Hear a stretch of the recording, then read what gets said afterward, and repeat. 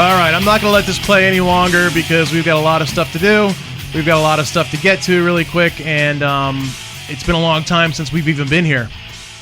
So, how you doing, Ken? All right, good. You want to be a dick? That's fine. Anyway, so yeah, I'm so not used to speaking into the microphone because it's been such a long break. It has been. It's been like I think this is coming up on a month. Yeah, and it's not like we planned that, but it's probably good that we did. No, what it was, this is like the super teaser to the second part of the Kevin Steele. Is that interview. what it is? Yeah, we're right. Just trying to really build it up, right? Because it was such a huge success, and it was actually. It really was. It's at this point, it's the most listened to interview that we've done, which is kind of weird to me. I don't know why. It's just it doesn't seem like that would be. But I guess Kevin doesn't do many interviews. No. So but yeah, so we'll have that coming up for you tonight finally, after almost a friggin' month of waiting Sorry for about that. But what else we got coming up? Mick Sweda, we're gonna check in with Mr. Mick Sweda. Yeah. And I saw something on Facebook that says that there was the final show for Lies, Deceit, and Treachery is in Colorado in the next couple months or whatever it is.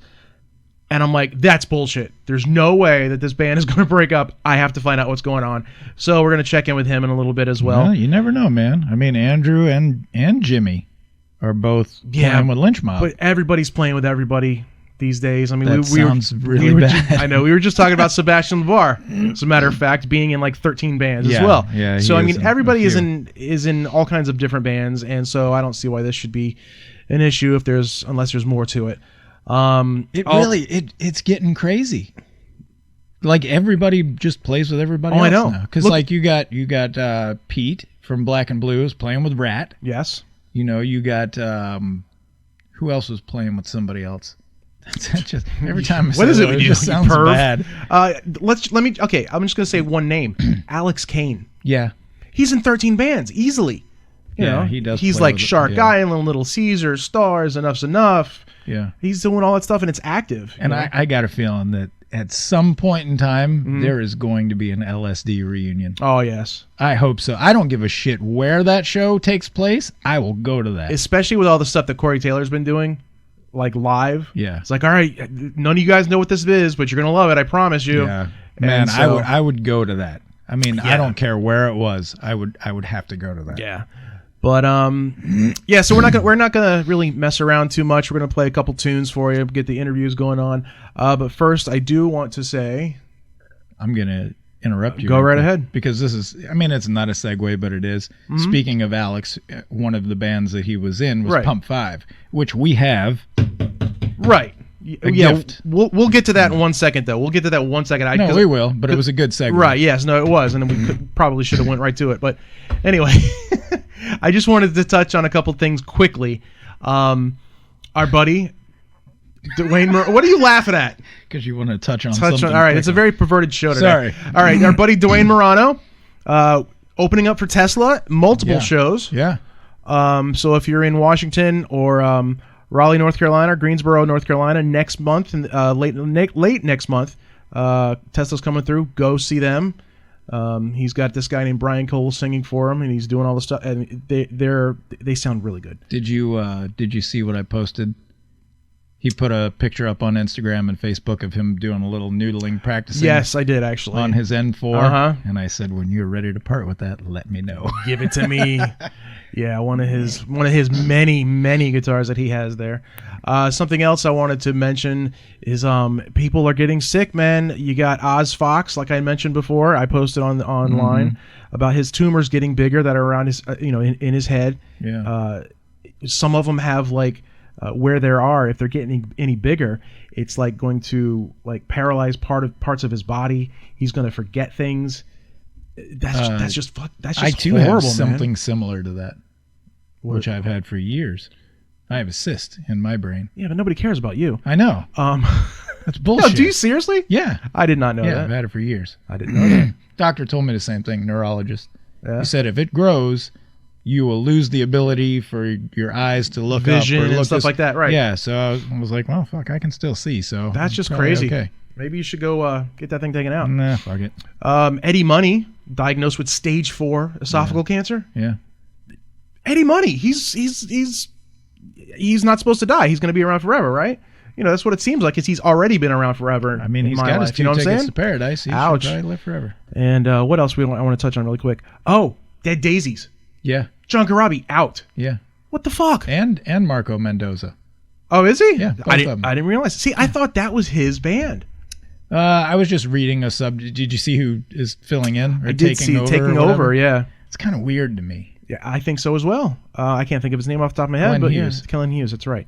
Glenn Hughes is like 114. Yeah, it's just. And I like him. I don't have a problem with Right. him. It just is an odd fit for me. I agree. What else? Steve Riley. Steve Riley, LA Guns. Also 115. Kelly Nichols actually was saying that they're hoping that it'll be a permanent thing. So LA Guns version number 2, they're hoping that it'll be a permanent thing. Here's the thing. At what point, and I know we have a lot to get to, yeah. and I don't want to. At what point do you think they should just keep the name LA Guns? No, you should change it. Or just change it. If you're going to do a lot of that stuff, like call it Cocked and Loaded. Call it something affiliated with LA Guns, but not LA Guns. Like if you were doing a one-off show and you were just trying to... You're LA Guns all the way. Yeah, fine. Yeah. But I think if you're going to continue as a band and make new music, just go ahead and switch up the name. Get your own identity. Call them 17 Crash. Boom. So, there you go. Anything. I like it. It could be, Kurt Frolic through time. Yeah, whatever. All right, and then finally, one more thing I want to get to before we open up our mail. You see Slipknot, who we don't really talk about here that much. They have Tortilla Man on there. Is one of their new members. Yeah. You're not a fan? No. At all. Of the band or of the man? No, just of the whole mask thing. As a matter of fact, when we recorded last, which was a month ago, yes. In my notes, I wanted to bring up about bands that wear masks and what your thoughts on it was. But we'll get into that another Did you see day. who he revealed himself? No, I don't care. No? No. It's Gilbert Gottfried.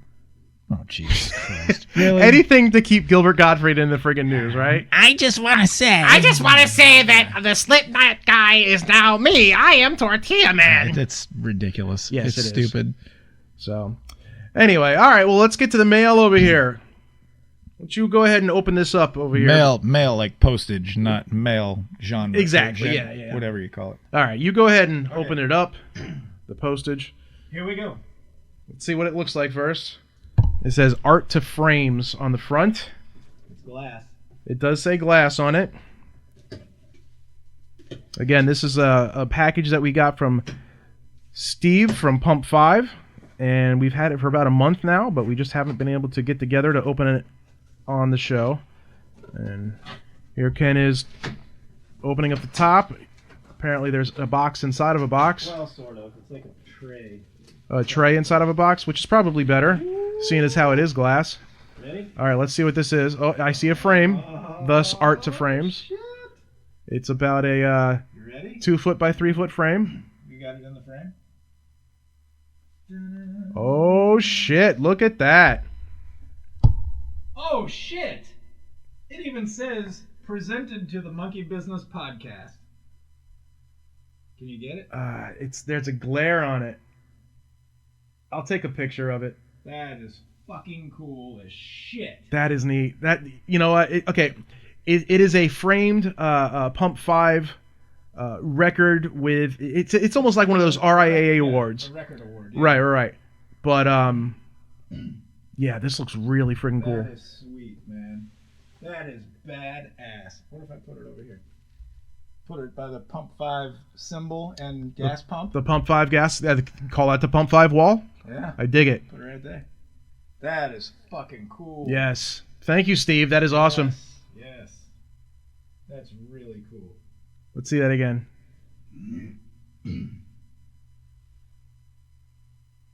Sorry for the dead air. That is pretty neat. I really dig that. Yeah, that's really neat. Is there 2 in there by chance? I don't think so. No, it doesn't look like it. All right, so congratulations on your award there, Ken. No, this, you know. So anyway, yeah. So it's got It's got the little presentation area too, and then it's got the record company on there as well. A little picture of the album, and it's like a full-on it's record award. yes. Okay, I'm back. Oh, hey, how you doing? Hi. Good to see you. Hey, while you were gone, we opened up an award. No. So yeah, That's I could just super stare cool. at that for a while because it looks really cool. It does. That's super cool. I love that. Thanks to all you guys in Pump 5. Yeah. Oh, Hashtag and a late Pump happy 5 birthday to Drew. Drew. That's right. Yeah, I texted him on his birthday. Doesn't even look like he's 70, does he? No, not at all. Oh wait, that's Gene Simmons. Sorry, Gene Simmons just turned 70. Anyway, all right. Well, let's keep this moving a little bit and Okay. play a little tune here for you. What do we got coming up over there? Well, speaking of old things Uh-huh. and new things, and well, not so much new, but 1989. Mm-hmm. Where were you? I was in high school. Right. Yes. That was 30 years ago. Jesus Christ. Yeah, it was. Yeah, That's crazy. because my 30th high school Is it? reunion is next year. However, also 30 years ago, Uh-huh. this came out. Yes, it did. Get it? This came out, right? Uh-huh. Yeah, Dr. Feelgood. Released September 1st, Yes.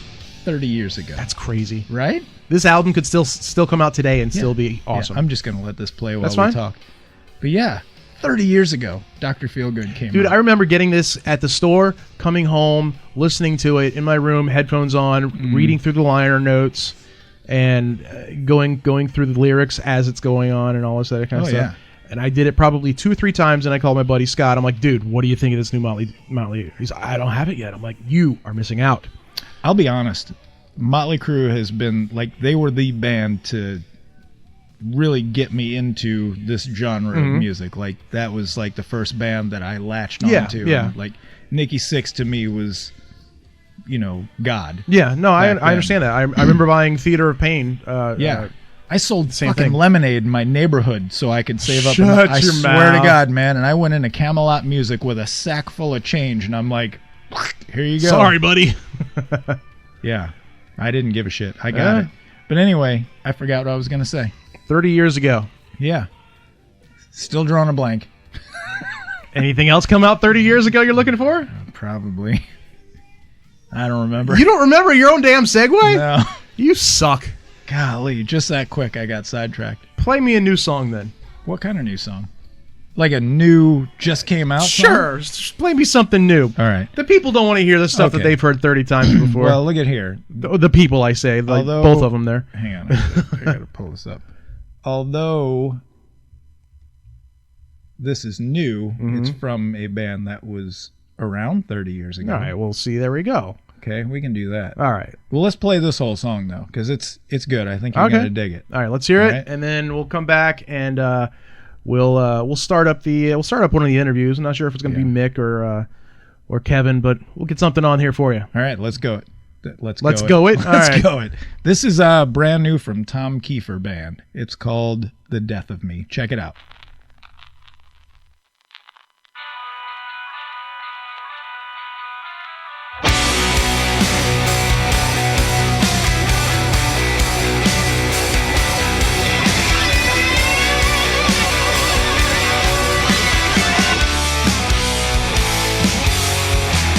Black cat crossing through my highway. A dark spell never gonna break. Suck me dry with your dead man eyes. Ain't nothing left you to take. Crossing through the window. Blowing loose fire from a tree. A chopping block where I can never hide. Waiting for the block to swallow me. You ain't gonna be the death of me. You ain't gonna be the death of me. Try to break me, bleed me, shoot me with disease. You ain't gonna be the death of me.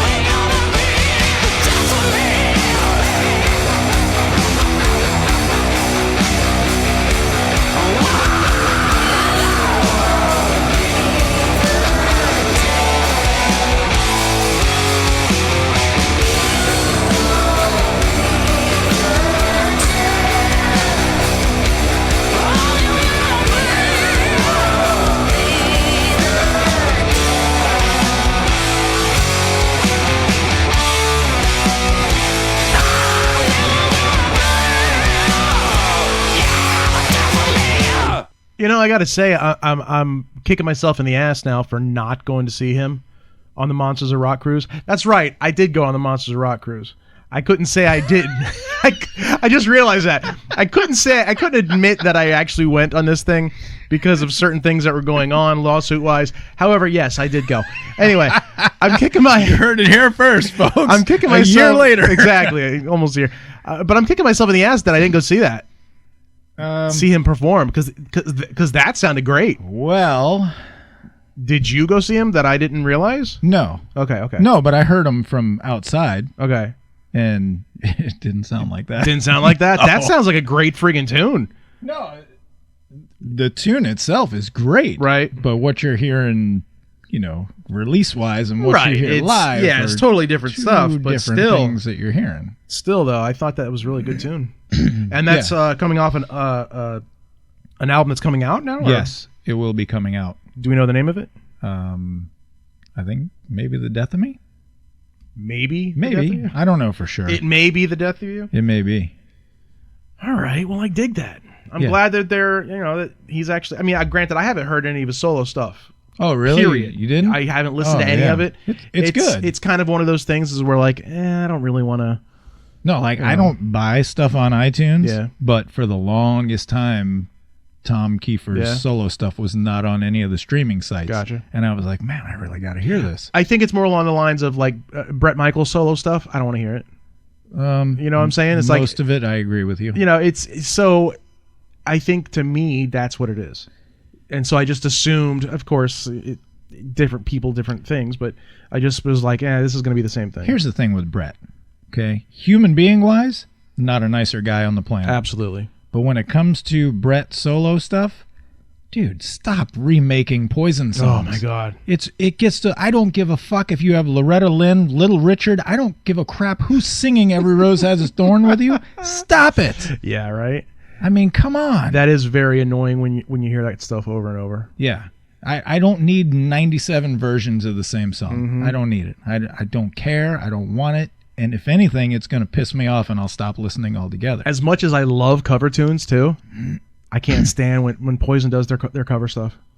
I don't like it. Now, what I like about you, you know what I'm talking about, cover. Right? That album. Yeah, Poisoned. Yeah, yes, exactly. I thought some of it was good. Some of it is good. It's just I'm like, ugh. But I mean, have you seen the music video for What I Like About You? No. Oh, it's fantastic. It'll probably change your mind about that song. I seriously, why is there tits and ass all through it or something? No, but because then the video's not going to do it for me. Sorry. I was going to say if it had cocks in it, then you'd be all about it. Maybe. Son of a bitch. But you just mentioned a country singer, Loretta Lynn. Yeah. Did you see another big name rocker do something with a country tune, with a country person? I don't know. I've never even heard of this chick before. Linda Kay. I've never heard of her, and I was in country radio as well. So, but apparently, this song had come out around the same time as Motorhead's first album came out, way back in '79. Well, not first album, but back in '79. Okay, and it's a tune. It's a country tune with Linda Kay and Lemmy singing. Lemmy singing a country song. I gotta play this. I'm not gonna play the whole thing because it's a horrible, horrible song. But it is. Oh, it's horrible. It's horrible. But it's just. I got my horse. It's just weird hearing him singing something along these lines. But this is called "The Mask" by Linda Kay and Lemmy.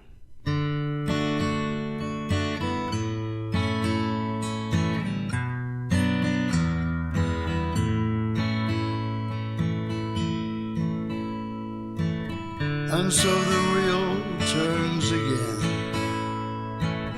Who does it catch or cast aside? How many people who never fell in love? So many trying to make it through the night. But we were so perfect, you and me. Lost in these others' arms, so hard we tried. Sweet nothing's in the afterglow. Nothing to lose, nothing to hide. The mask is made, we wear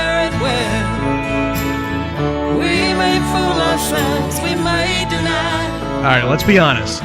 With a country tune, with country singers in general, you got to have a good voice to do stuff like this. To an extent, right? Lemmy, I'm sorry. God of whatever he is, and fucking Ace of Spades, and Master of Warts, I don't know. Lemmy does not have a good voice singing like this at all. Listen to this. Sir, cut that out. Cut it out. Cut that out. No, Cut it out, baby. you're gonna laugh because you gotta listen to this. Okay.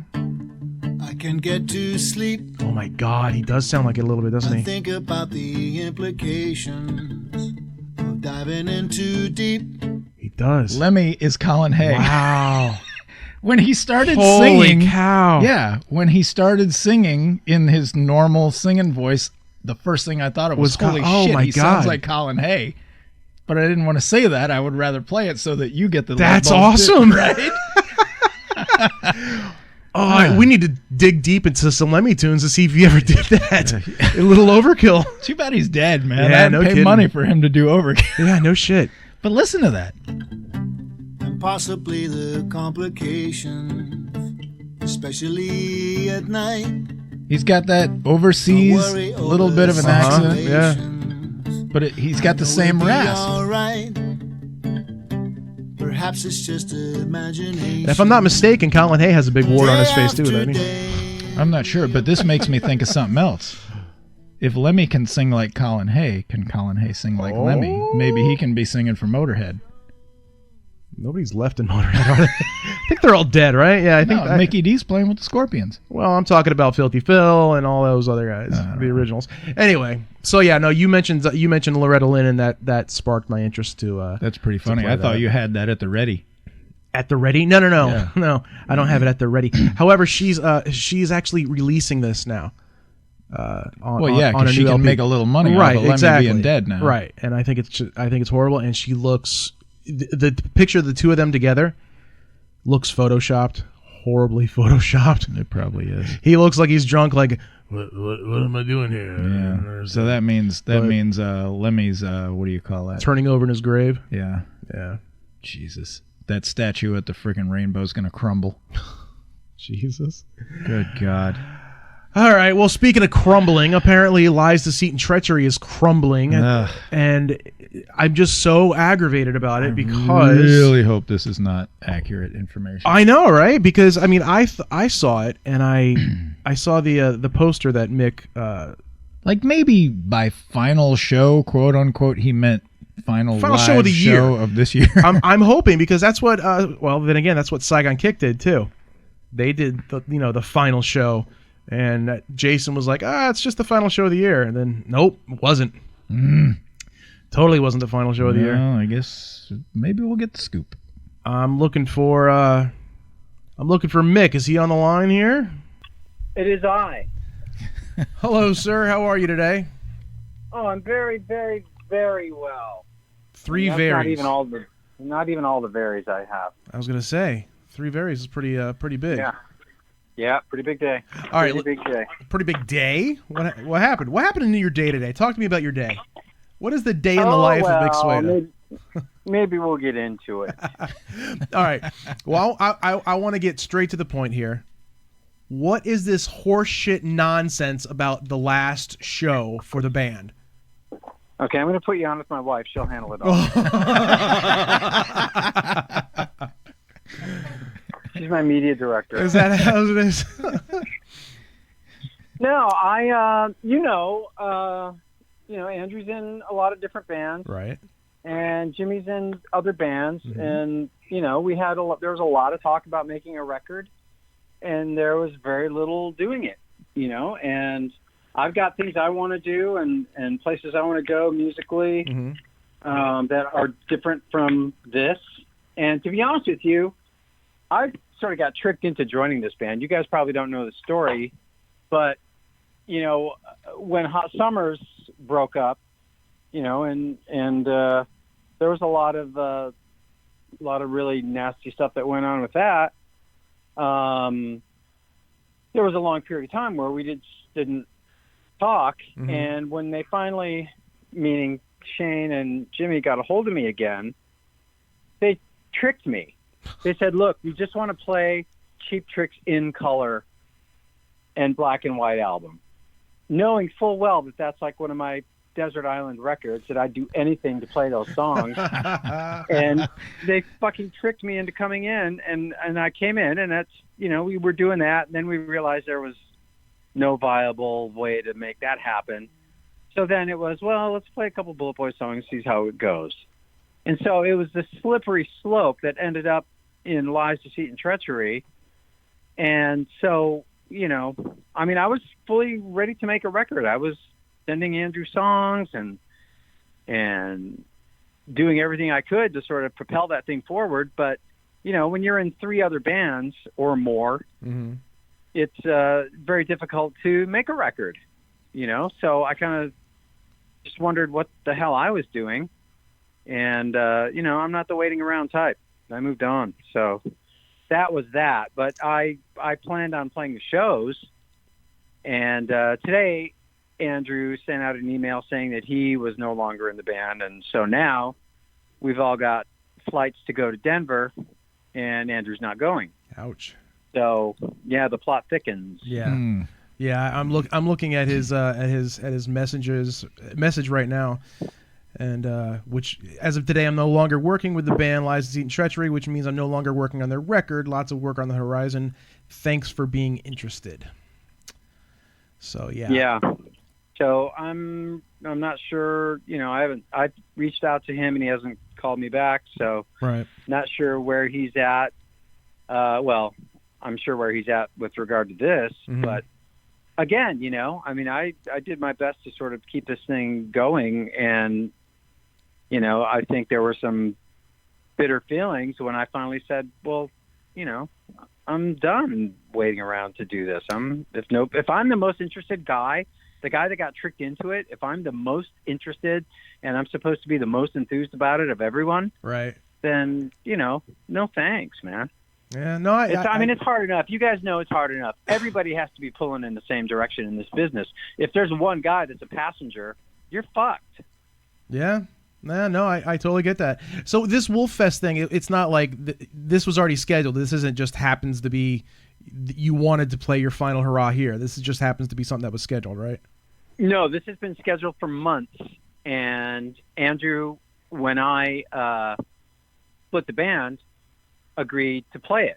I mean, one of the reasons I split the band too is because some gigs, some pretty lucrative gigs in Canada got canceled. Mm-hmm. That's right. I remember that. And I have very strong theories as to why that ended up happening. And it didn't have anything to do with, anybody's choice. So I'll let you guys read into that. But where was I? Yeah, this Wolf Fest thing has been planned, and Anthony's, the promoter's a really good friend of ours, and he's been good to us.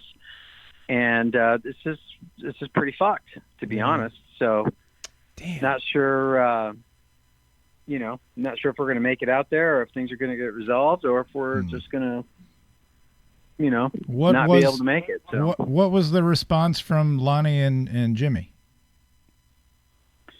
Well, they're both very upset. I mean, this is. Up to this point, I mean, I don't know Andrew that well, but my dealings with him have been, very professional and, very above board. So this is kind of like a bolt in the night. I'm a little shocked. It sounds like he's, very upset that I did a jam with Mark last night. So, I'm not going to speak on his behalf other than to say he's, clearly upset enough to not want to do a show that he committed to months ago. Right. So how did that go last night? Well, because now after we got off the floor, did you ask him about the shirt that he saw on the cruise? No, but my wife wants one. No, seriously. It's a classic shirt. I mean, that thing will be eternal. But anyway, it went well. I mean, I ended up getting suckered into playing with some other guitar player, and I'm pretty congenial, and I'm pretty, go along to get along. And it ended up being a freaking clusterfuck. But, I had a good time. Mark sang great. I felt like I played pretty well. And, you guys will see the video somewhere. Hoping. But it was a lot of fun. We had a great time, and, we're talking again. And, there was a couple of beers in it for me, too. Nice. Well, as long as you got think that. I was going to go somewhere else with that? Yeah, right. I figured, we're talking about our next move, Wow. Wow, yeah, I never thought I'd see that happen, to be honest with you. Well, yeah, let's see. Let me think back a little bit. He, we've been chatting here and there, and we just had a couple of very, I don't know how you'd say, very basic conversations, for lack of a better word. And then he just called me up and he said, "Hey man, I'm going to go do this jam. It's this chick's birthday and she's been great to us. And, I'd like you to come down and play." And I thought, yeah, I mean, again, these guys sucker me in with my favorite albums and my favorite songs. He goes, "Yeah, we're playing Rock Bottom. Would you care to come in?" I'm like, "Oh, right." Like wouldn't, who wouldn't want to play that? So he knows you inside and out is what you're Oh, saying. yeah, totally. How many times will you fall for this?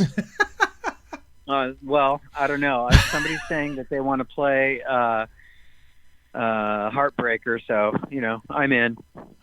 Man. You know, Robin Zander lives close to me, so you want to come by? We got songs to learn. Oh my God! Every time I think of Robin, I think of our first show when we drove all the way up there to open for them, and in an arena that I had played with King Cobra, and there had been a bomb threat, so we had to vacate the building. And I'll never forget it because we're in the dressing room, and some guy comes up and he goes, "Hey Mick, remember when you were here a couple of years ago and there was a bomb threat?" And immediately, all the guys in Bullet Boys their faces turned ashen, and they were like, "Oh my God, we're newbies," and he's like the old vet. They got all bummed out.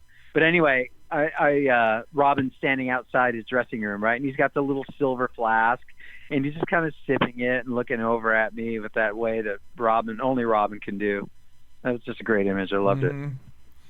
Yeah, he's a nice guy. I like him a lot. Yeah, that's another those guy guys that seem to be plugging along. Yeah, he really is. He's somebody that lives locally. We haven't even thought about trying to get him on the show. Anyway, let's get back from that. Yeah. But wow, man, it hurts. It hurts me so bad because I was expecting. I'm like, all right, well, eventually you guys are going to get down here. The Lies band will get down here, and we'll get to see him here. But luckily, I did get to see you on the boat. So I guess take it when you can get it. I guess Yeah, I don't know. I mean, I'm not sure what to think about not getting on the boat either. Yeah. That was kind of weird. I wasn't really, and I asked Larry directly. I said, "Is there something somebody said or anything?" He goes, No, we'll have you on next year. But it doesn't look like that's going to happen. Well, is there a chance of LDT moving on and just getting a different singer? Yeah, what's up with Shane? No. Okay. Well, actually, maybe. Who knows? You still have it. Who knows what's on the horizon? Right. You still have a one-show commitment somewhere, and if he's not doing his Journey thing, you never know. Yeah. In fact, Shane and I have been pulling up the Hot Summer stuff, and I'm mixing that, and we put a little band together. So I think we're going to rehearse that material here pretty soon. Nice. Yeah, I was looking for some Hot Summer stuff the other day, and I couldn't find anything. Everything's gone. I think If Only is up there, but yeah, everything is rough. It's just stuff that I'm doing here in my studio, and I'm not spending a lot of time mixing. I mean, I'm still sort of learning the craft, but it'll be out soon, hopefully. Nice. Well, as long as we get something from you, I mean. Yeah, I'm gonna keep at it. That's good. That's good. I'm pretty deliberate. That's great. So what? I mean, obviously Jimmy's in doing the lynch mob thing now. So what's Lonnie going to do now? Is he going day-to-day 9-to-5 job? Is he still going to look into? Yeah, I'm somewhere? not really sure. He's in Texas, and he's been going through some stuff personally with his family. Mm-hmm. But it sounds like that's all getting worked out, and he's in a great place. Every time I talk to him, he sounds like he's ready to go. So That's awesome. Like I said, there might be some very interesting things on the horizon. I'm more than happy to help promote, help listen, help criticize, or critique in any way, shape, or form. Hell, I'm happy to help play drums if you need. Oh, right on. Well, I'll keep that in mind too. I mean, I'll have to fly across the country, but I'll do it. What's a few $1,000 to play a few songs? Right? He'd do it. I would. If you need a French horn, if you need a French horn player, I'm your guy. That's all I think. That's the only thing I can do. That's all I did in school was French horn. You're great at blowing Dude, you don't things. know how many guitar parts I've done in songs that I've considered French horns. In fact, I just labeled them French horn. No kidding. So it's been done, yeah. I mean, they're guitar parts, but I think of them as French horns. See, look at there. I have a future in music. How you like There you that? go. Yeah, see? Yeah, that's not going to happen. See? Let's be honest. Nobody wants to see me do anything. Hey, listen, if nothing else, you're great with the promotional items. Is that it? Yeah, that's true. That's true. Makes Yeah, a hell of you a coffee are. Oh my mug, God, right, that Mick? That coffee mug is a fan favorite. Absolutely. It's I get very, it. very big around here. And, I guess and it's- everything tastes better out of it. I guess it's a collector's item now. I get of some sorts. You know? Yeah. Hell yeah. Yeah, those that don't know, I made I promised a coffee cup back for Mick's wife back when we were on the cruise. Mm-hmm. And you know me, I drag my feet with everything. And so here it was last month I finally got the coffee cup to you, and it's a color changing mug, so when you put the hot liquid in it, things show up on it. And so one side's the Monsters of Rock logo, and then the other side is the Lies little, I would say album cover, but I guess that's not going to happen now. So, but It's our faces. yeah, there you go. There you go. Yeah. I mean, it did take Yeah, you a very while, cool. but it was worth the wait. Oh, it was I really neat. think. Yeah, I got to do more of those. Yeah, that was very thoughtful. That was a wonderful thing to open and see, and like you know, the surprise was there too. Whenever that hot beverage went in there, it was very, very cool. Thank you Nice. very much. Absolutely. Anytime you need anything like that, you let me know. I got you. I tell you what, since Okay, well, there's all kinds of new bands coming up for me, so get ready. I was going to say, since none of us are going on the upcoming cruise, we should all just get together for a weekend and hang out and drink beers. Yeah, absolutely, man. I'm going to be kind of missing that cruise. I like that thing. Yeah, it was a So blast. who knows? We'll just get one of those kiddie pools and hang out in your backyard and drink beer right out of there. Pretend we're there. Sweet. Dude, we've got a full-blown freaking community pool in our backyard, Oh, there so you yeah, go. we'll all have plenty of room. I dig it. All righty, sir. I guess I'm going to end here with the interview, but if you still want to hang around and bullshit, we could do that as well. Well, I've got. I'm actually going to go on Sleaze Rocks and try not to, bare my soul there. So we'll see what happens. Mental note. That's on at Keep track of 7:30. sleep. All righty. Awesome, sir.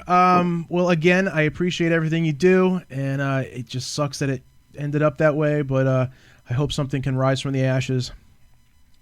Yeah, it will. And I love you guys to death, and I really appreciate everything you've done for me and all the very kind words. It's always a pleasure to talk to you guys, and hopefully you'll have me on again because I really enjoy it, and I'm sure I'll have more to talk about. Well, probably tomorrow. So the things change that quickly, and I swear to God, there's times when you're in this business and you think, you know what? Fuck it. I'm just going to go open up a bar, and I'm just going to go serve freaking drinks and sit there in the back and drink my own and screw all this, this nonsense. I mean, it just seems like so unnecessary most of the time, but Yeah. I don't know. Maybe I have to look at what I'm contributing to it too, and who knows. Yeah, I like the idea, though. Yeah, it's a good It can idea, be, but you'd miss the hell out of it, and you know it. But yeah, I could never stop. if I mean, you I'd had a still bar- be tinkering in here. He could have open jam nights and then just go play with who he felt like That's a playing good point. See? Right? That's a good See? You point. guys can fall right in line with what am I thinking here. with. That's right. I'll come manage it for you. Oh, now we're talking. I'm looking for any reason to move out to L.A. because Yeah. I'm about done with Florida. Yeah, I know that. Right on. Someone to do all the heavy lifting. Thank That's you. right. All righty. So, yeah, no, we'll definitely have you back on anytime you want. Just pop up and say, hey, I got something to talk about. We'll definitely do it there. Oh, And you can even have you as a guest DJ on the Hard as a Rock channel when we get up doing our live shows for that too. So Yeah, I think I could do well there. yeah, I would love to have a MickSweda hour.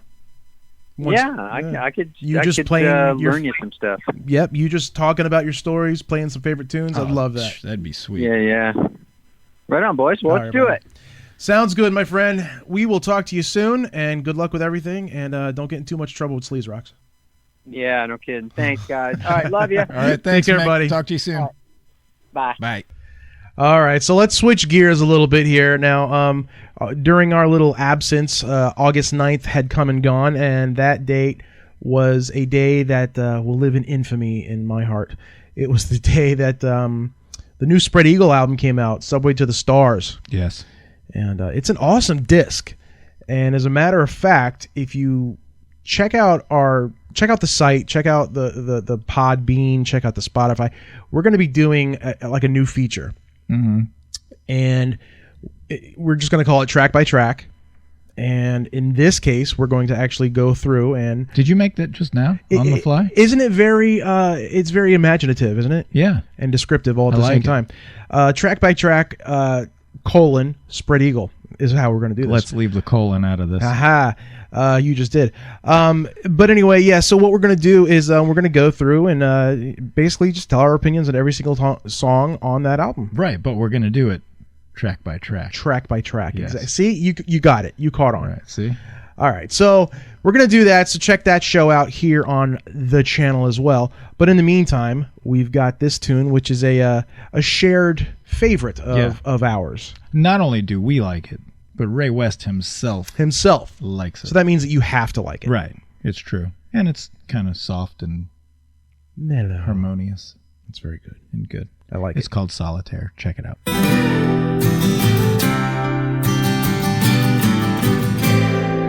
All right.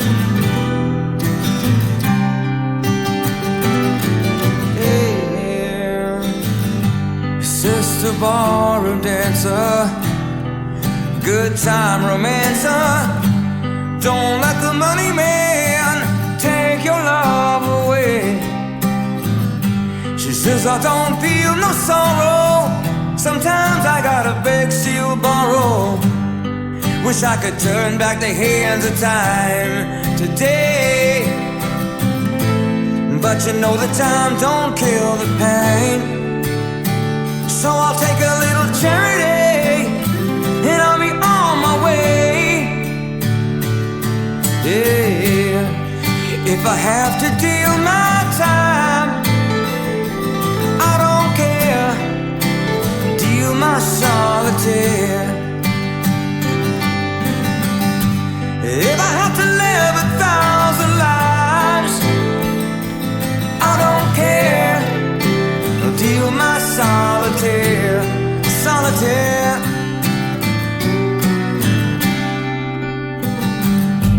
So you sing the blues, my brother. Go on, serenade your lover. It's on the downtown subway. He says it seems all I have is gone. All I got's this sad, sad song. But I'm playing most of anything to kill the time away. But you know the time don't kill the pain. So I'll take a little charity and I'll be on my way. On my way. Let me tell you now. So if I have to deal my time, I don't care. I'll deal my solitaire. If I have to live 1,000 lives, I don't care. Deal my solitaire.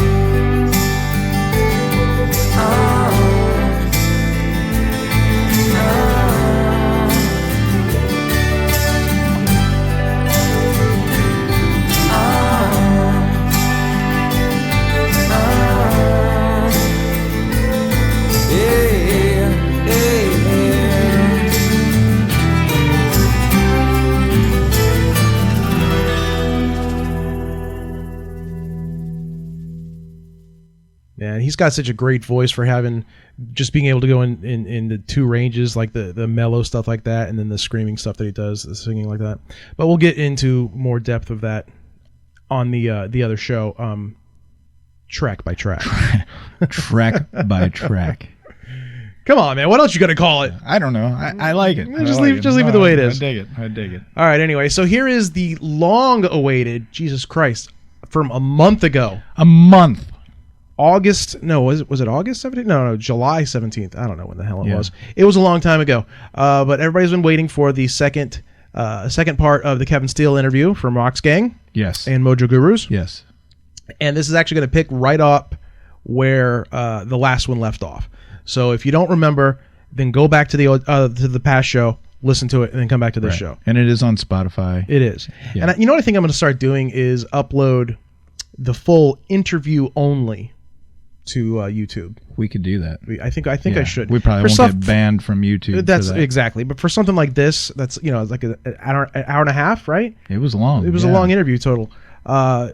I think people would enjoy that. So I think we're going to do that. But this right here is Kevin Steele, part 2 of the interview, and here we go.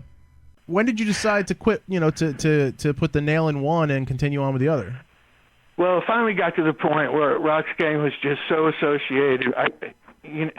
I tell you, 80s Roxx Gang fans, or not just Roxx Gang fans of 80s music, they're very loyal, but some of them are like stuck, man. It's like, look, I understand. First of all, if whatever music makes you happy or gets you off, then listen to it, and don't let anybody tell you that you're outdated or you're whatever. Mm-hmm. Music is supposed to make you happy, Absolutely. So whatever gets you off, man. Fuck what anybody else says. But let a guy grow, man. There's a couple of reasons I put the nail in Roxx Gang, and one, there just got to be such a backlash against all what they were starting to call hair bands and hair metal and stuff, right? So we had so much baggage attached to the name Roxx Gang.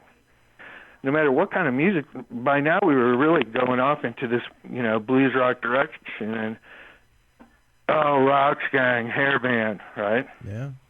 Fuck you. So there was that, and then there was this. Rock and roll in general, but glam rock very specifically, is a young man's game. Okay? Now, I grew up praying, worshiping at the altar of Mick Jagger and Steven Tyler and these guys, right? Right. But look at Mick Jagger these days. It's kind of sad, Mm-hmm. Yeah. He's Mick Jagger. He could just stand there and sing it. He's Mick Jagger. He's 75. He's in his mid-70s. He's a grandpa. He's dancing around like that. It's great that he can still do it, but just because he can doesn't mean he should. He should, exactly. More power to him that he's in that good a shape at that age, and that, he can do that, but tone it down a little bit. You're 75, Mick. Take a page out of Clapton's Steven Tyler. book. Oh, Steven God. Tyler. He's in his 70s, right? Don't get me started with that woman. Exactly. He looks silly, It's like his wardrobe, Steven, tone it down. You're Steven Tyler. You're a legend. But you're not 28 anymore. No, he's got. To me, it's sad. And there's so many guys from my era, right? Guys that were my peers, or coming up at that same time, that are they're still dyeing their hair blue black. And now they got a little bit of a gut, but they're still wearing those skin tight pants. Yep. Can't let go of that. And they're it's dudes, you're in your, if they're my age, I'm looking at, in a couple more years, I'm going to be 60 in a few years, Yeah. Goes by quick. And, It goes by too quick. yeah, and it just comes a time when you got, like David Bowie, right? Who's the most outrageous glam rocker ever, Ziggy Stardust. But he knew when to give it up and mature, you know? Right. And his audience, kind of as disappointed as they were at the time, they let him. Mott the Hoople. I don't know if you're familiar with that band. All the young dudes. Yeah. Mm-hmm. Okay, Ian Hunter. They used to wear the wild suits and the platform boots, but he doesn't anymore. And he's still performing. Yeah. Mick Jagger doesn't wear sequins jumpsuits anymore. Thank God for that. Yeah, but you know what I'm saying? But man, there's 80s fans. There's a certain segment of that 80s crowd. That's what they want to. They want. Mm-hmm. I feel ridiculous at my age singing "Too Cool for School." You know what I mean? I never really thought about it that way. Yeah, exactly. You're way too old for school, So then just Or change the singing, lyrics. I need your sex, It's like, I can't sing those songs at my age. I just felt ridiculous. And now I feel like Roxx Gang, if you really love Roxx Gang, you've got the records, and you've got that moment in time. It's like a snapshot, and it's almost like, how like Elvis or Marilyn Monroe, Elvis we saw get fat, but James Dean, they're forever young and beautiful, And so that's what you have a Roxx Gang. I'd rather have them remember it fondly than to have us come out there and, 60 years old singing Scratch My... I'm not 60 yet, but... Well, no, yeah. It's coming up quick, Scratch My Back and stuff. That's ridiculous. So I guess it's a dumb question to ask you if there's ever going to be any kind of reunion, like one-off show. No, there never will be. No? Do you still stay in touch with those guys at all? With the original lineup? I tell you what, I've talked to Wade, but every once in a while. But Wade was always a handful when he was in the band, and he still is. Yeah. Okay, I got you. And the other guys are living all over. Jeff lives in California. Mm-hmm. Dave moved up north. The drummer, last I heard, he was playing guitar in some band. Robbie Strychnine Stein, the bass player. Mm-hmm. That guy, he was like human. Robbie Strine, every guy earned his nickname, Strychnine. Robbie Strine was so skinny, and his blonde hair was so boofed out, so high, he was like a human Q-tip. And that guy, I was just waiting for him. He smoked like a fucking chimney. I was just waiting. He drank so much. I was like, one day the light is going to go, and he's just going to go.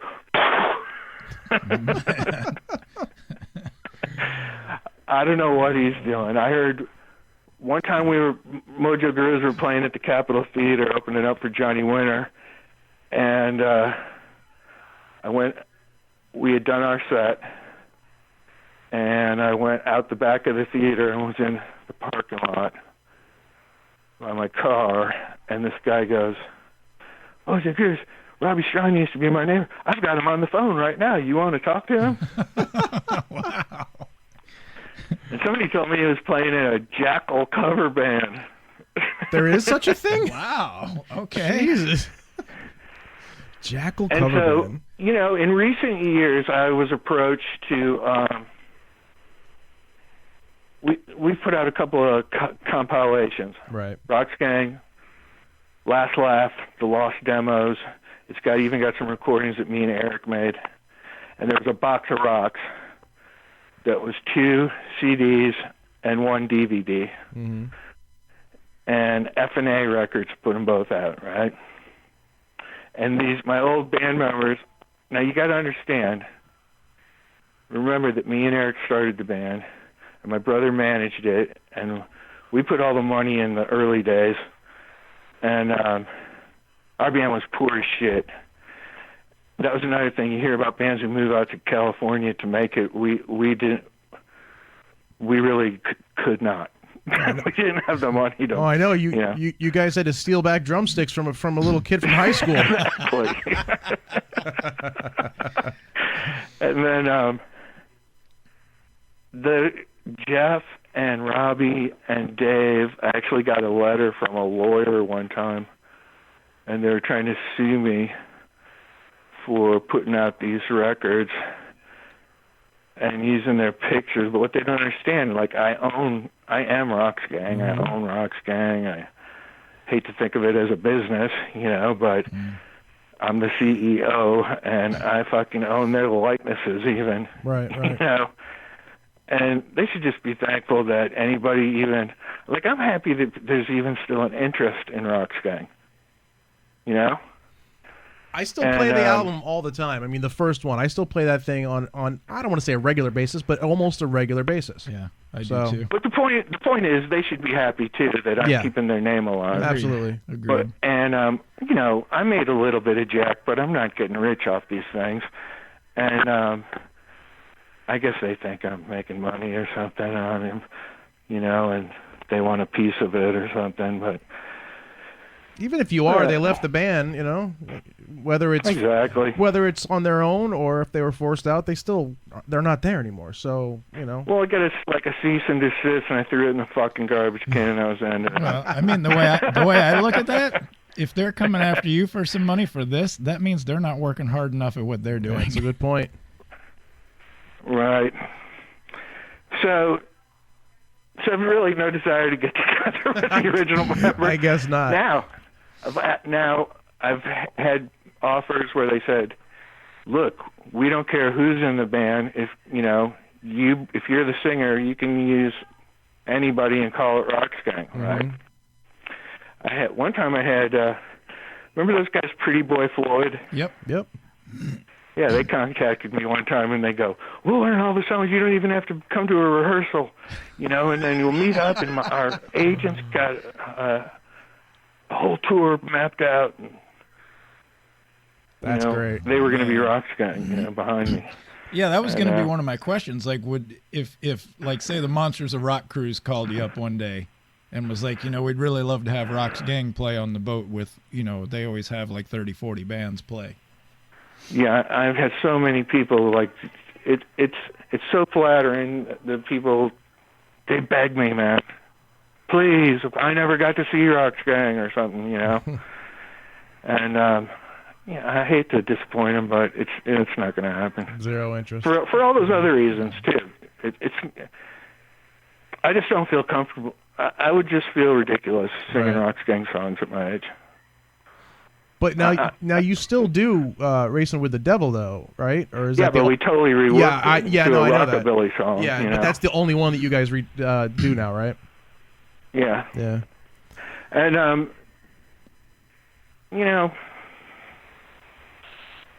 I look at guys like some of these, like, I don't know. When I see these guys like Stephen Pearcy and whoever, it's like, I don't know, man.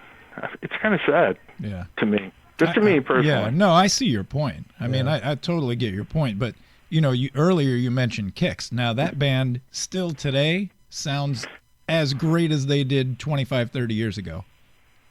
So, they do. Yeah. And I think what allows them to do it and what distinguishes them from the other bands is, see, they were never really, they predated all that hair band shit. Oh, yeah. And they're a rock and roll band. Right. You know what I mean? Mm-hmm. But for all those reasons. So then, I have, Roxx Gang also allowed me, this is another thing. When you're in Roxx Gang, or you're in a band like Roxx Gang, as a songwriter, I started to find that also very constrictive, like, you're limited, you know what I mean? Mm-hmm. Like, I grew up listening to the Rolling Stones, whatever, like, these guys, they dabbled in reggae, they dabbled in blues, rhythm and blues, psychedelic, good old rock and roll.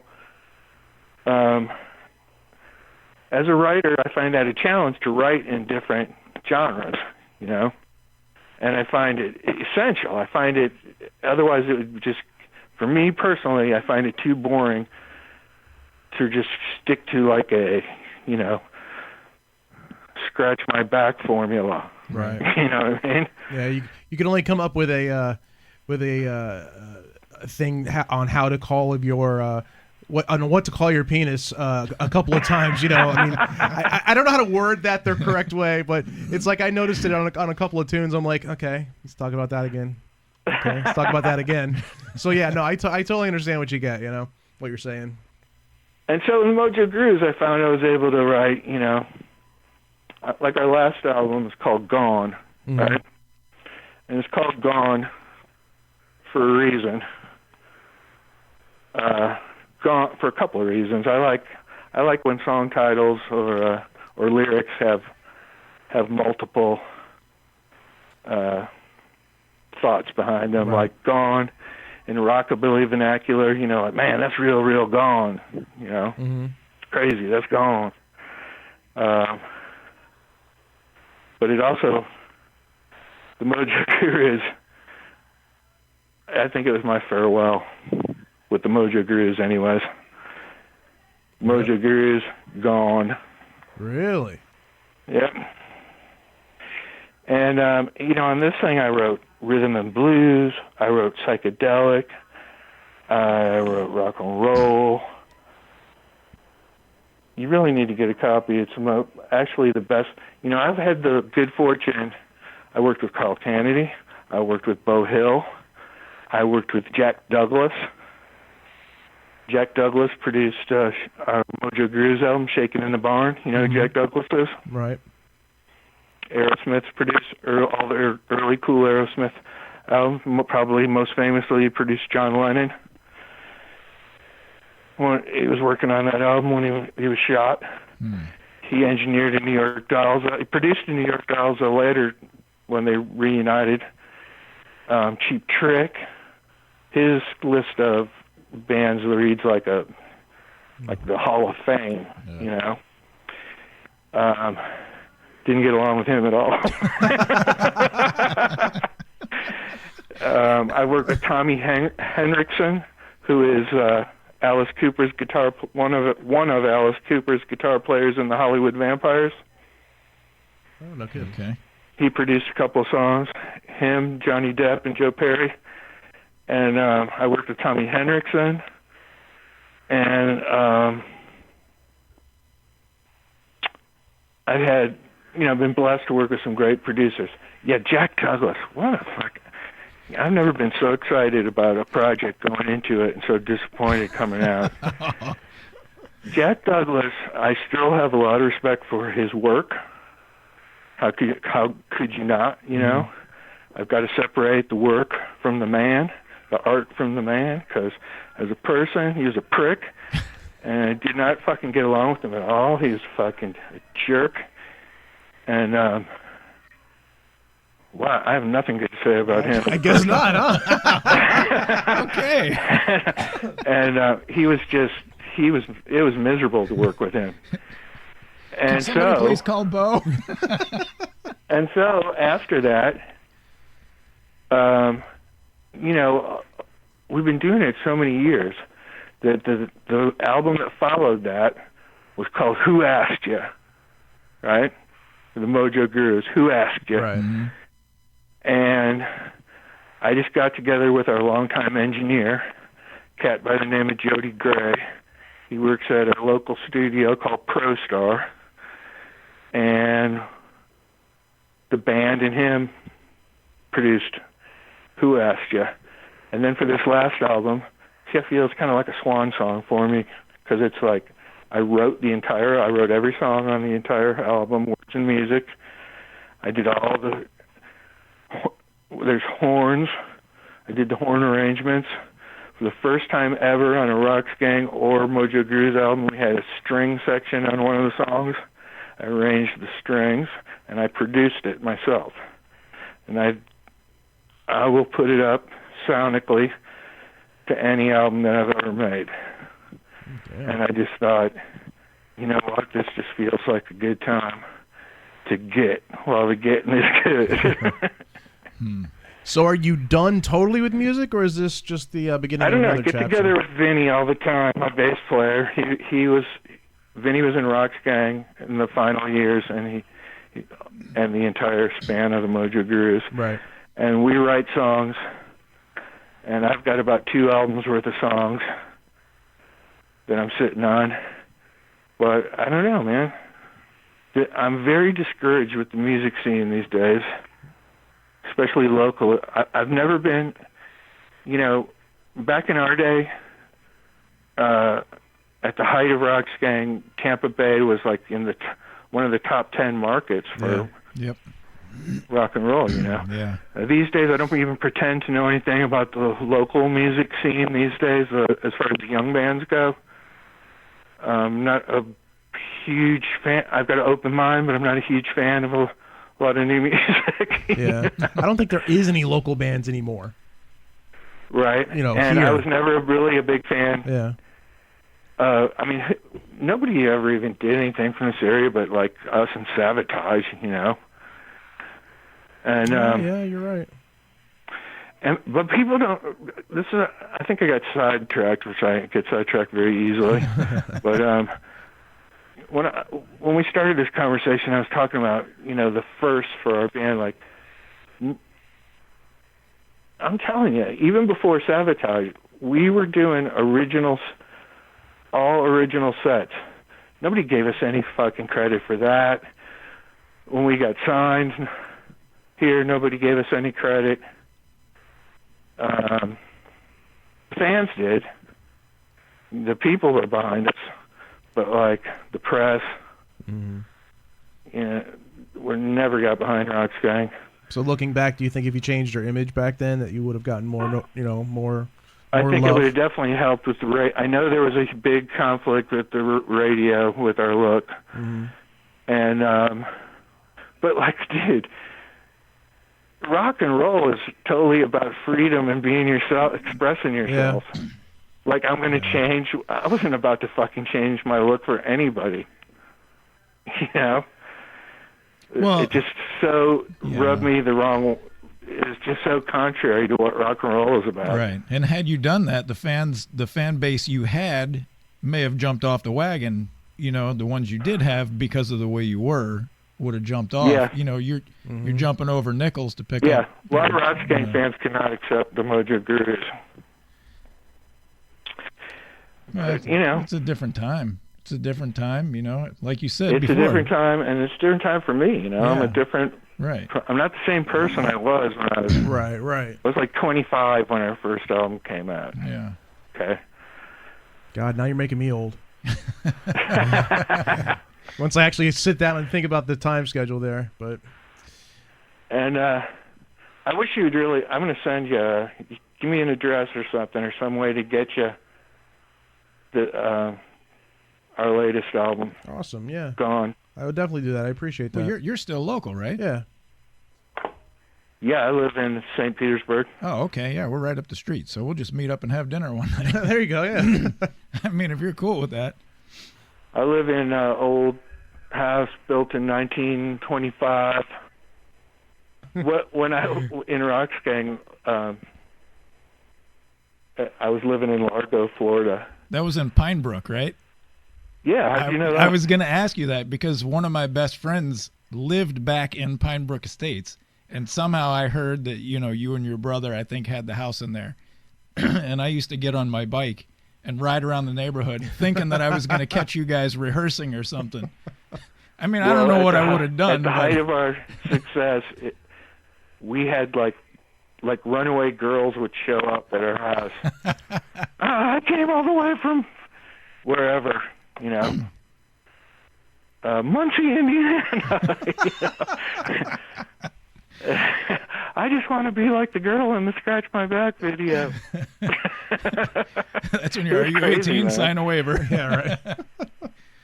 Oh, and then what do? Like, you got to send them home, No, you invite them in and you talk about their problems, Kevin. That's what you do. Because you're a nice person. That's what you do. But then at some point, you got to go, okay, now it's time to go home. Yep. Now you got to go. Oh, awesome. They thought they were going to like travel with the band, Travel the world with Roxx Gang. Yep. Gotta love it. We had some wild, I was telling you what a handful Wade was, like Robbie and Wade together, the bass player and the guitar player. Wade Hayes and Strychnine Strine. Okay, so we'd be on the road. And, we're a baby band. We got a tour bus and everything, but, like, when we're staying in a hotel, it'd be like, I would usually, because I was the singer, a lot of times I would get to have my own room. Because those guys stayed up partying. Not that I don't like to party, but you can't stay up, night after night and sing. Right. When you're on the road, you lose your voice. And those guys would just be up drinking and drugging all night. And so sometimes a roadie would have to sleep, be on a cot in the room with two guys or something, right? So one night, Robbie and Wade decided they weren't having it. They didn't want the roadie sleeping in the room. So they take the cot, this metal contraption, and they go out, and we were on the second floor, and it was like the hallway is like, it's as if it was like at a hotel, it's like a big balcony running the hallway, like, you know what I mean? Like you step out your door, you're on like a... Right, a little patio area. Right. With a railing in there. And they just threw the cot over. They do shit like that, They throw the cot over. Fucking killed somebody down below. I would come into their room in the morning to get, my brother acted as road manager too at the time. And that poor guy, man, he's the long-suffering, unsung sixth member of Roxx Gang at the time. And he would, their hotel room would just be, the carpet would be wall-to-wall broken glass, beer bottles and whiskey bottles. And we had fighting going on. One time we were playing at, I think it's called The Basement in Dallas, Texas. And they were doing a Z-Rock, coast-to-coast broadcast. It's being broadcast nationally, coast-to-coast on Z-Rock. So we're pulling up to the venue, and the van pulls up, and it's got like a ramp that leads. You walk right up the ramp, and you're backstage. And they had a huge curtain that pulled across the front of the stage. So you could walk right up and, get in place and tune your guitar or whatever you had to do, and then, you get introduced, well, Roxx Gang, and the curtains open up, right? Jeff and Wade, my two guitar players. Wade's drunk as a skunk. He fucking gets into a fight in the van with Jeff. And Jeff we used to call Coach Blanche. He was a surfer guy. He's the one who lives in California now. Mm-hmm. And he was probably in the best shape of all of us in the band. And Wade was a little guy. He's half Japanese.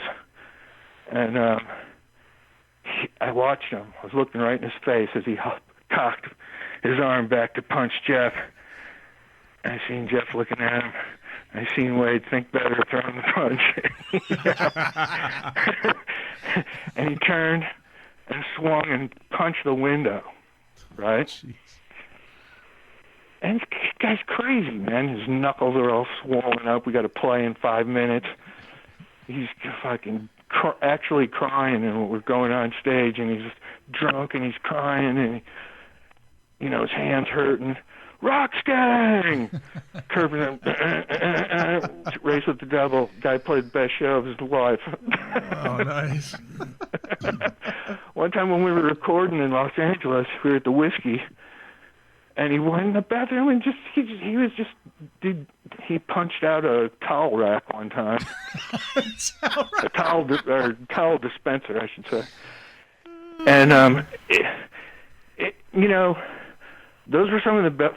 I had a lot of fun back then. Some of the best times of my life, but it was also there was times when I just those guys were really a handful. I felt there were sometimes when it was too much. It was like I felt like a babysitter almost. You know what I mean? Yeah, yep. And there is such a thing as too much fun. You know? Yeah, but at least you got to experience that fun. Not a lot of the baby bands got the a very chance to first do it. night You know? we were in Los Angeles, or I think it was maybe the second night, when we go out to record the album, and the Virgin Records puts us up in this like condo type place, and we're like, oh, we made it, man! We're in fucking Hollywood, you know, Los Angeles. Big fruit basket with wine and brie. We never ate brie before. And the next night we got to go to the whiskey. At the time, Keith Richards was releasing his first solo album on Virgin Records, and we got to go to his record release party at the whiskey. Cool. And you know, we were like these kids from bumfuck Florida, and we're in Hollywood. Every Hollywood rock star was there, you know. And so I go to the bathroom. I go to the men's room. I'm taking care of business. I'm backing away from the stall, from the urinal thing, and out of my peripheral, I was like, wow, it looks like a little kid is taking a piss next to me, right? But what's this little kid doing? And it was Ronnie James Dio. He's so short, man. Yeah, I was amazed to see how short he really was. That's crazy. So and I was at the Cat Club one night, or the Cat House, I should say. And my A&R guy introduces me to Axl, and he goes, now listen to this. This is weird. In the 80s, before the internet and promoting yourself with social media and stuff, you know, we used to make flyers. And if, like, you know, whoever was playing, if there was a rock concert at the Bayfront Center or something, we go down there and stick a flyer in under every fucking windshield wiper down there, right? Mm-hmm. And so, you know, being the artistic guy that I am, like I would design the flyers a lot. And one time, I don't know. I'm not taking total credit for this, but you be the judge. So I made a flyer one time, designed a flyer. I got a bunch of Hustler magazines, and I went in the back and I cut out all the ads in the back, like the phone sex ads and stuff, right? And then I had one where I cut out all these lurid headlines that had the word gang in it, right? If it was like a gang violence, gang this, gang that, right? And all these were, I do shit like that. So I meet Axl, and then, you know, this is Kevin Steele, this is Axl Rose, you know, he goes, Roxx Gang, Axl says, he goes, you're from Florida, right? And I said, yeah. And he goes, got some cool flyers. Now, how in the world did we must have plastered the Guns N' Roses. We probably would have stuck one on their tour bus back then. Hey, why not? And so right after that, GNR Lies comes out. Do you remember the cover? Yeah. It was all those like pretty much what you're things cut out. describing, yeah. No, I swear to God, I don't. You know, could be a coincidence. I'm not taking credit for that. But he did say, "Those some cool flyers." Yeah. I thought you were going to say you guys sat down and scrapbooked together or something. and then he goes, Sabotage is from there too, right? And I go, yeah. And Sabotage, look, more. I don't have any beef with them, but they're just not my cup of tea, you know? They're super talented. The brother that died, Chris, he was a fucking killer guitar player. Or what was his name? It was Chris. Yeah, Chris Oliva. And John was the same. And John actually, on one of the early Roxx Gang demos, came in and sang some backup vocals. Oh, no kidding.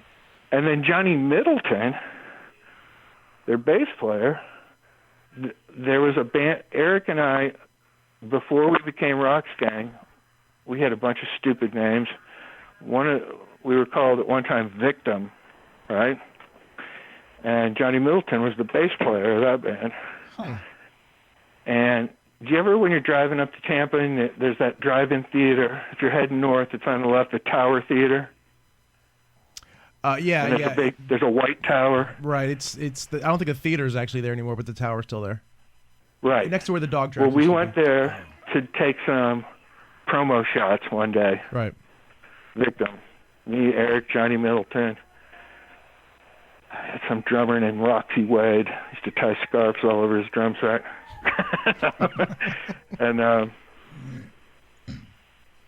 And wear those little dolphin shorts. Remember those things back in the 80s? When guys used to wear those little sport like sun shorts. decks or sun breeches. Yeah. Oh, really? Yeah.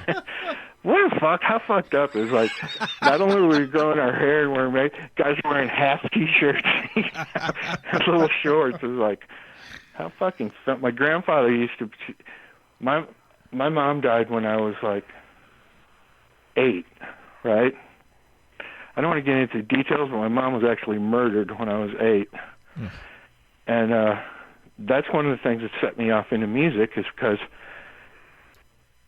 I was 8 years old, my brother was 4, and the years, for about 5, 6, 7 years that followed my mom's death, my brother and I were living in a nightmare. I don't want to go into it right now, bum everybody out, but it was a bleak existence, okay? Right. And music and books were my only escape. And reading so much, I think, helped me later on in life with my writing. And music was an escape, and glam rock in particular. I had an Italian buddy, Mike Battaglia, and he brought in his big sisters.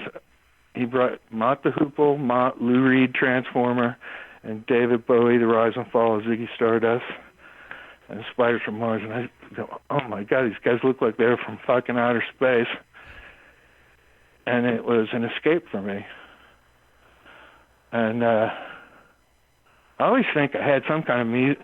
My grandfather, I'm half Italian too. My grandfather used to take me to these Italian festivals in 5 Points in Cleveland. And he says, I don't remember it myself, but he says, like, I'd be on his shoulders watching a band on a stage, and one time he put me on the stage and he said, you just turned around and faced the audience and started leading the band. And Mom always had music going in the house. Mm-hmm. And I was always singing from the time I was a little kid. And then, this is showing my age, but I actually saw the first run of the Monkees. And I used to be allowed to stay up on whatever night it was to watch the Monkees. And I remember a particular episode where they were in France and Davy Jones was getting chased all over the Eiffel Tower by a group of screaming girls. I know that episode. And they caught up with them and they ripped his shirt off.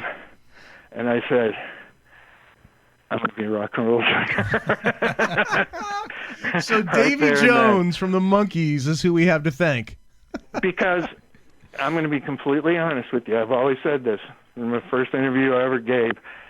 The lifestyle attracted me just as much before I knew that I possessed an iota of musical talent, before I ever tried writing a song.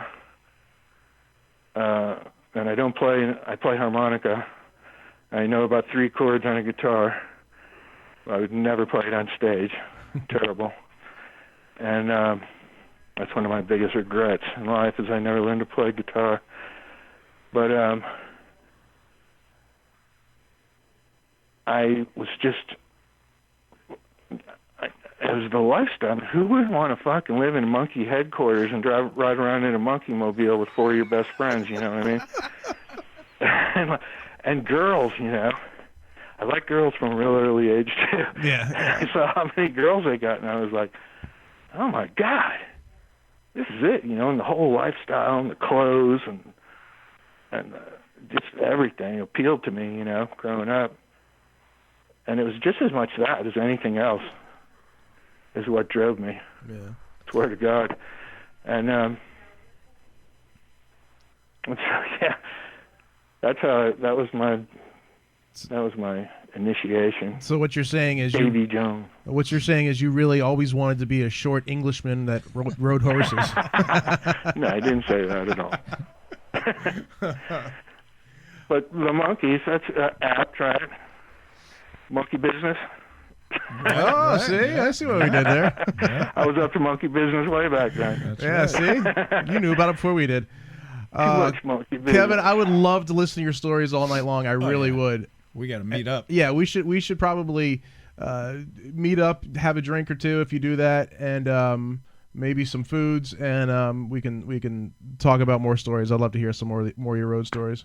All right, thanks a lot. All right, thanks a lot. We'll talk to you later. All right, thanks, Kevin. All right, bye. All right, bye. I really like that guy. He really needs to come in here since he lives so damn close to your house here, and needs to sit in with us and so we can watch his nuttiness, his craziness. I agree. Or we could just drive down there and have a drink with him. Somewhere. Yeah, he did kind of explain to where he lived. Yeah, to an extent. There's plenty of cool places in St. Pete that we could hang out at. All right, excellent. Well, that's the show for this week, and I guess that's the show for this month. It is because it's 28th today. Well, right. So last show was on the 17th. Another month will not last. Right, this is true. So thank you very much for giving us a call to Kevin Steele of Roxx Gang and Mojo Gurus. We will definitely take him up on the offer to talk again soon. And Mick Sweda, what can I say? I'm gonna miss that band. I think it's horseshit. That's just my opinion. All right. The fuck do I know? Anyway, and also a huge thank you and much love to Pump 5. Yep, Pump 5 family. Steve. Hashtag Steve, Andre. Steve, Drew, Dre, all them guys. Yeah. Even Diego.